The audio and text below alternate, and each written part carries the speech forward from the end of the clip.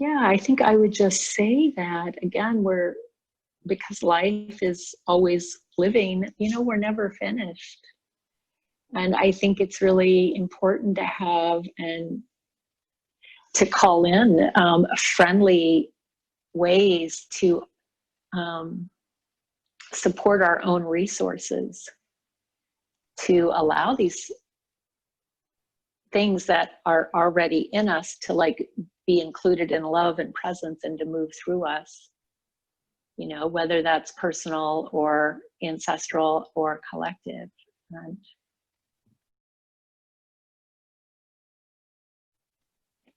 I think the other thing I'm curious to ask you about, I'd love to hear, did you have a sense when you were listening to others, particularly, it can also be listening to yourself, but listening to others, could you feel when something feels really personal for a person, or when it feels more ancestral, or when it feels more widely through the collective? Can you kind of notice that? And if so, how is that for you?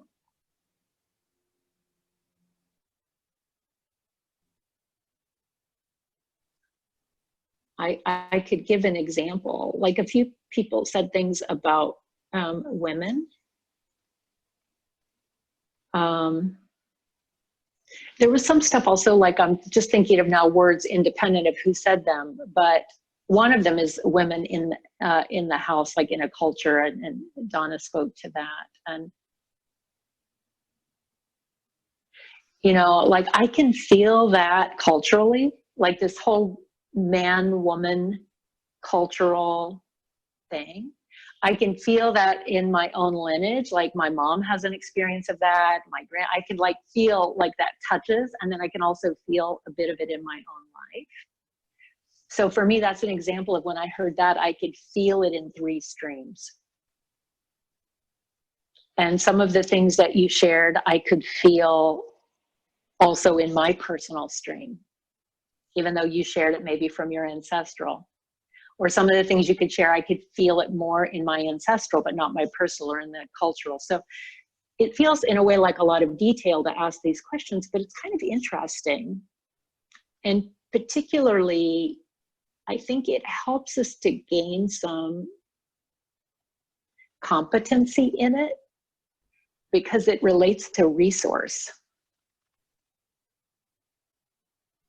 Like, if it's collective and I'm trying to do something that's in the collective, all in my own personal healing, I am going to feel stuck, because I can't just solo in my own personal healing, like heal the treatment of the feminine. I mean, I've got my part of it to do, but if I try to resource myself to heal something that's so big in the collective, like, it's going to be a problem. So if I don't realize that, oh, that's also in the collective, I might suffer more than, let's say, I would need to for the healing process. Does that make sense? So it's kind of where I'm coming from in asking the question about perception of where things are. So I wonder if anybody has anything they would want to say about that. In the sense that, of course, at times our experience, not just our individual experiences, may be distinct from each other, and they will, have their unique qualities. So will our ancestral experiences, and so will our experience of the culture. And this would be true even if we live next door. We might have a slightly different imprint from our culture. Now, not to mention if we live in different parts of the world, or whether we grew up on a farm or in a city, so it's quite intricate, in these possibilities. And again, so one of the things, it sounds so funny to say, because there's so much out there about living in the flow. And I don't mean that in a ooey gooey way or whatever, but there's that sense of feeling resourced, connected on this horizontal level, and open to new possibility. then I feel flow. And so that's that, in a way, this very visceral state of presence and resource that we're looking to bring to everybody's experience. And sometimes it'll be very similar. Other people's will touch ours. Sometimes it'll be very different. And yet the practice is the same.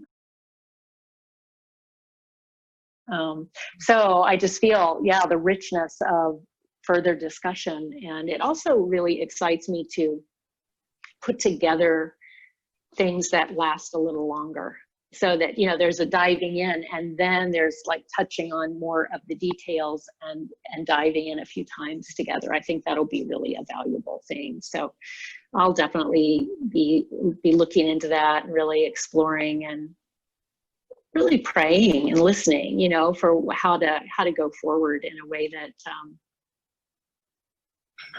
is a beautiful resource, you know.